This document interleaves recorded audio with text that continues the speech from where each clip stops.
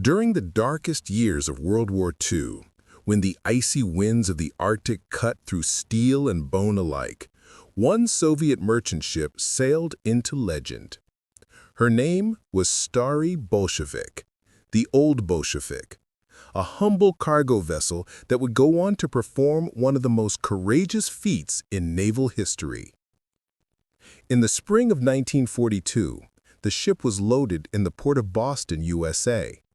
Her mission seemed simple but deadly: to deliver 4,000 tons of ammunition and several dismantled A-20 Boston bombers to the Soviet Union, a lifeline in the desperate fight against Nazi Germany. The crew of the Old Bolshevik numbered 54 souls, nearly half of them women: cooks, medics, radio operators, and even anti-aircraft gunners. None of them could have imagined the inferno awaiting them on the Arctic route. The Old Bolshevik was no warship. She was an aging Soviet lumber carrier, slow and heavily burdened, painted in dull gray to blend with the ice. But within her steel hull lay enough explosives to vaporize an entire convoy. The British Royal Navy assigned the destroyer HMS Martin to guard her closely, for if the Bolshevik exploded, the shockwave could destroy nearby ships as well. In mid-May 1942, the convoy left Iceland and headed into the Arctic Circle. Above them, the sky never turned completely dark. The endless daylight made them easy targets for German reconnaissance planes. Within days, the attacks began. German U-boats lurked beneath the icy waves, and swarms of Luftwaffe bombers descended from the clouds. The Old Bolshevik's guns opened fire, manned by sailors and even the ship's female crew, who stood at their posts without hesitation. Over the following days, the ship endured 47 separate attacks: bombs, torpedoes, and cannon fire. Once, the helmsman spotted the white trails of incoming torpedoes and, through quick thinking and sharp maneuvering, managed to steer the ship clear, twice saving it from certain death. The German aircraft circled again and again, raining destruction from above. Flames erupted on deck as explosions shook the hull, yet the crew never gave up. Even when smoke and fire choked the air, they continued firing their Oerlikon anti-aircraft guns and Maxim machine guns, hitting several enemy planes. Then came disaster. A bomb struck the midsection of the ship, penetrating the deck and igniting part of the cargo hold. Fire spread quickly, threatening to reach the ammunition stored below. If the fire touched those explosives, the Old Bolshevik would disappear in a blinding flash, and everyone around her would die. The convoy commander, fearing catastrophe, ordered the crew to abandon ship. HMS Martin moved closer to take survivors.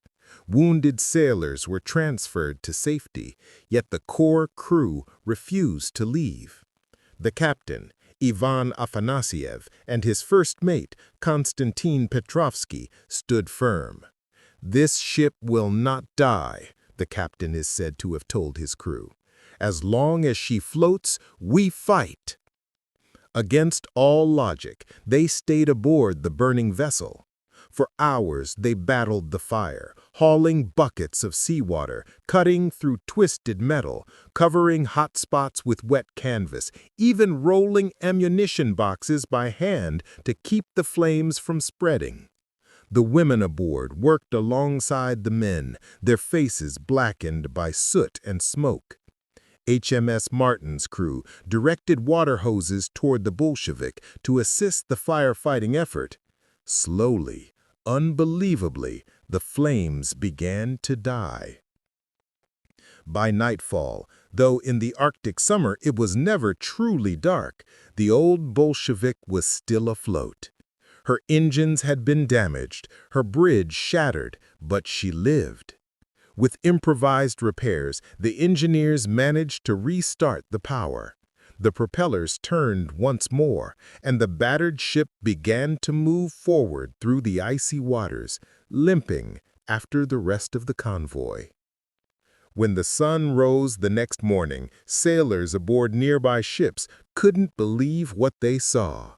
Out of the smoke, blackened and scarred, the Old Bolshevik was steaming ahead, refusing to die. One British officer later said she was like a ghost, a burning phantom that simply refused to sink. The journey was not over. German bombers attacked again, hoping to finish what they had started. But now the crew fought with renewed determination. They had stared death in the face and refused to yield. The helmsman once more maneuvered through torpedo trails, narrowly evading destruction. The anti-aircraft gunners, including several women, shot down multiple aircraft, filling the Arctic sky with smoke and flame. After 9 relentless days at sea, on May 30, 1942, the Old Bolshevik reached the Soviet port of Murmansk. The convoy had suffered losses, but the ship that everyone thought doomed had survived. And, even more miraculously, her cargo of explosives and bombers was delivered intact. Had those munitions detonated at any point during the voyage, the ship and all aboard would have been erased from existence. The arrival of the Old Bolshevik became a symbol of unbreakable courage. Soviet newspapers hailed the crew as heroes, and even British officers expressed their admiration. In Moscow, Captain Ivan Afanasyev and his first mate, Konstantin Petrovsky, were awarded the title Heroes of the Soviet Union, the highest distinction their nation could bestow. The ship's helmsman, Boris Agazionik, received the same honor for his quick reflexes and unmatched bravery during multiple torpedo attacks. But the recognition did not stop there. In a rare act of wartime solidarity, the British government also honored them. Captain Afanasyev was appointed an officer of the Order of the British Empire, while Chief Engineer Nikolai Pugachonik was made a member of the Order of the British Empire, making them the only 2 Soviet civilians ever to receive such titles from Britain during the war.